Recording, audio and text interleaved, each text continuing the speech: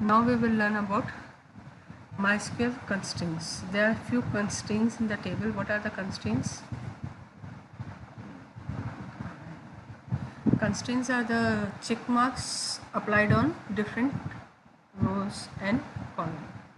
The first is a key. What is a key? It's a combination of columns which can be used to identify one or more rows. Tuples in a table is called key of the table. Suppose I'm taking an employee database, and there is a big company like a Reliance or Tata. Their huge record is there. So to find out an individual employee, we need to mark one column as a unique ID, because क्या हो सकता है वहाँ एक ही नाम के दो लोग भी हो सकते हैं. तो हमें कुछ ऐसे कॉलम सेलेक्ट करने पड़ते हैं जिसमें हम यूनिकली उसको आइडेंटिफाई कर सकते हैं. Suppose as a Indian citizens or passport, or Aadhaar card, or PAN card, all these are unique ID. Driving license, these are our unique ID. When we go outside India, our visa number, our visa registration number and our passport is our unique ID in a foreign land. There are different types of keys present in MySQL, or we can say in SQL. The first one is a primary key. What is a primary key? The group of one or more columns used to uniquely identify each row of a relation is called as its primary key. Primary की क्या होती है? एक ऐसा column जिसे हम uniquely identify कर सकते हैं किसी भी रो को, किसी भी टेबल के अंदर, तो वो कहलाता है प्राइमरी की. कैंडिडेट की, अ कॉलम और a group of column which can be used as a primary key as a relation is called candidate key. एक ऐसा कॉलम जिसे हम प्राइमरी की तरह यूज़ कर सकते हैं वो कहलाता है कैंडिडेट की. जैसे example, for example your CBSE registration number and your CBSE roll number, both that CBSE roll number is your primary key, and you can we can represent your CBSE registration number as a candidate key, which can be used as a primary key in future. What is alternate key? A candidate key of a table which is not made its primary key is called its alternate key. Alternate key means that like in your registration we have three columns: CBSE roll number, your school number and your CBSE registration number. So that if we are making a CBSE roll number and as a primary key, CBSE registration number as a candidate key, then your school number can be made as a alternate key. See in this example it is shown roll number is a primary key, phone number is a unique key, and registration number is also a unique key. What is a primary key and what is a unique key?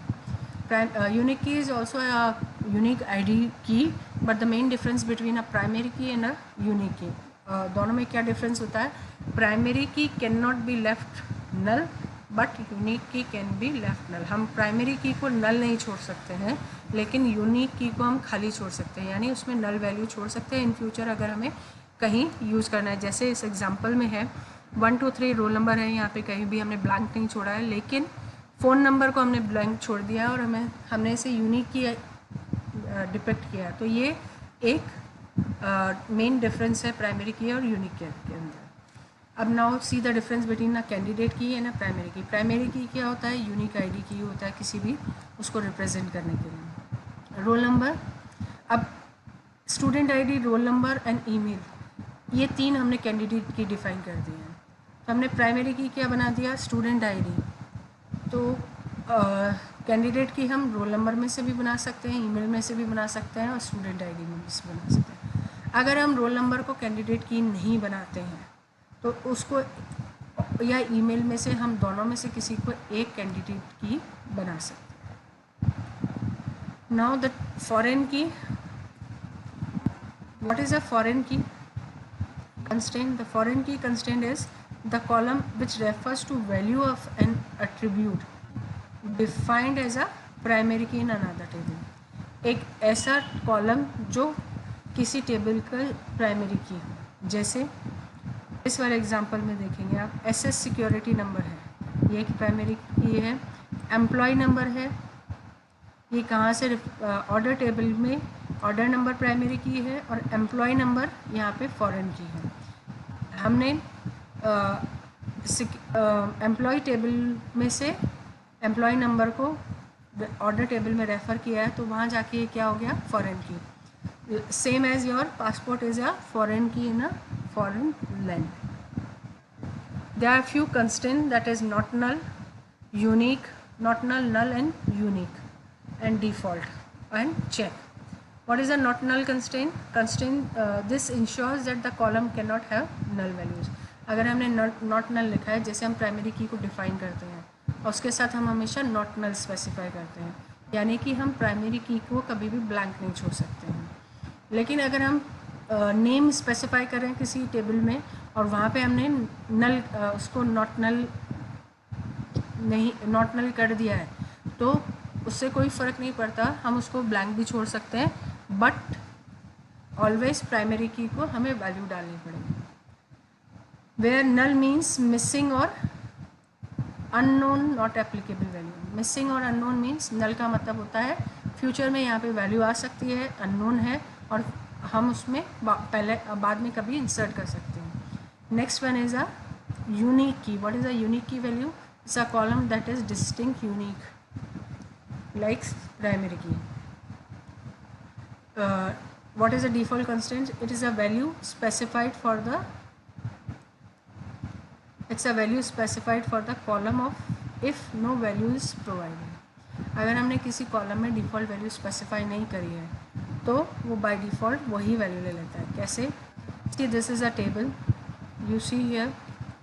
इस table के अंदर आप देखिए, यहाँ पे हमने table command दिया है, पार्ट नंबर को वायर कैरेक्टर के साथ हमने दे दिया नॉट नल. ठीक है. यहाँ पे हमने डिस्क्रिप्शन वायर कैरेक्टर दिया है डिफ़ॉल्ट नल, यानी कि जब भी डिस्क्रिप्शन आएगा टेबल के अंदर वो हमेशा नल वैल्यू होगी, यानी फ्यूचर में हम उसको ऐड कर सकते हैं. लेकिन जो कॉस्ट नाम का कॉलम है और प्राइस नाम का कॉलम है, इसको हम कभी भी ब्लैंक नहीं छोड़ सकते हैं. क्यों? क्योंकि यहाँ पे नॉट नल लिखा हुआ है. तो डिफ़ॉल्ट कंस्ट्रेंट हो गया कि डिफ़ॉल्ट यानी कि हमने उसे मार्क कर दिया डिस्क्रिप्शन हमेशा नल रहेगा. लेकिन कॉस्ट और प्राइस वो हमने नॉट नल रखा है, यानी हम उसे ब्लैंक नहीं छोड़ सकते हैं. और यहाँ पे हमने प्राइमरी की किसे डिफाइन किया है? पार्ट नंबर को. Now constraint part 1, parts check 1 and parts check 2. इसमें हमने दो कंस्ट्रेंट डाले हैं. पहला कंस्ट्रेंट है कि हमारा कॉस्ट ग्रेटर देन 0 होना चाहिए और प्राइस ग्रेटर देन 0 होना चाहिए, ग्रेटर देन इक्वल्स टू 0 होना चाहिए. तो ये हमारा चेक कंस्ट्रेंट है. तो इस तरीके से हम हमारी टेबल में कंस्ट्रेंट्स को इम्प्लीमेंट करते हैं. See in this table this ID it is not null, तो हम इसमें does not allow null values, तो हम इसे खाली नहीं छोड़ सकते हैं. नेम में हमने लिखा नल वैल्यूज़, नल लिखा है तो हम उसमें नल वैल्यू एक्सेप्ट कर सकते हैं. Now how we will work in MySQL. MySQL में वर्क करने के लिए हमें कुछ कमांड्स की रिक्वायरमेंट होती है. MySQL के साथ साथ जितने भी RDBMS हैं वहाँ एक ही लैंग्वेज चलती है और वो लैंग्वेज के कमांड्स होते हैं structure query language. Structure query language क्या है? It's a language used to manipulate and manage databases. Manipulate and manage databases means databases and table means that we can insert, update, delete and search records in a table with the help of SQL commands. There are 4 types, that is DDL, DML, DCL and TCL. What is DDL? DDL is a data definition language. That means this language is used to define data. How our data appears, हमारा data कैसे दिखता है, हम उसे कैसे use करते हैं, ये DDL लैंग्वेज के अंदर हम देखते हैं. इसमें कौन कौन सी कमांड्स आती हैं SQL की? इसके अंदर आती है create command, that is create table और create database command, drop table और drop database command and alter table command. DML commands क्या होती हैं? DML commands are the commands which are used to manipulate database or tables. All the commands which are used to manipulate data within the table comes under this category. जैसे हमें उसमें कुछ data manipulation करना है new value डालनी है, पुरानी value को अपडेट करना है या किसी वैल्यू को डिलीट करना है, तो हम DML कमांड्स का यूज़ करते हैं. There is a difference between insert, update, delete and create, drop and alter. What is the difference between insert and create? From create command we create new tables and new databases, whereas with the insert command we insert new values into the table. New values means we insert record with the insert command. Next is our drop command. Drop command is used to drop a table or a database from a system, whereas delete command is used to delete a row from a table. And why we use update command and alter command? Alter command is used to add a new column, to modify old values and to change data types in particular column, whereas update command is used to update old values to a new values of a row. Next is our data control language. What is data control language? Data control language is used to control the databases. That means access the data control language is used to control the access of the database. Like if I had created a table and I don't want that somebody else use it, so I make him by revoking a command. I will not allow that person to access my table. If I want a person to access my table, then I grant him permission to access my table by grant command. The last is a transaction control language or TCL. What is a transaction control language? Transaction control language क्या होता है?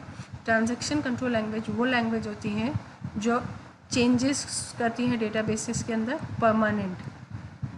मतलब मुझे कोई data value डालनी है, उसे permanently save करना है. Like when we go to bank to open account या हम LIC की कोई पॉलिसी करते हैं तो हमारा रिकॉर्ड वो डेटाबेस में इंसर्ट कर देते हैं. जब हमारा फाइनल पूरा रिकॉर्ड आ जाता है तो what they do, they make the changes permanent. तो उसके लिए वो कमांड को कमिट कर देते हैं. कमिट का मतलब होता है to make the changes permanent. Commit का वही काम है जो रीडू का वर्ड और एक्सेल में और पावर पॉइंट में होता है. अगर कोई चीज़ मेरे से गलत हो गई है किसी टेबल के अंदर और मैं चाहती हूँ जितना मैंने डेटा सेव किया है वहाँ से मैं उसको रोल बैक कर लूँ, तो before committing a save changes command मैं उसको सेव करने की बजाय मैं उसे रोल बैक कर दूँगी कमांड के थ्रू. तो रोल बैक कमांड उसके लिए यूज़ होता है. TCL कमांड्स का सबसे बड़ा फ़ायदा होता है कि वो जो हम कभी किसी टेबल में एक सेव पॉइंट बनाना चाहते हैं, हम बुकमार्क्स इम्प्लीमेंट करना चाहते हैं, उसके लिए हम कमिट कमांड का यूज़ कर सकते हैं.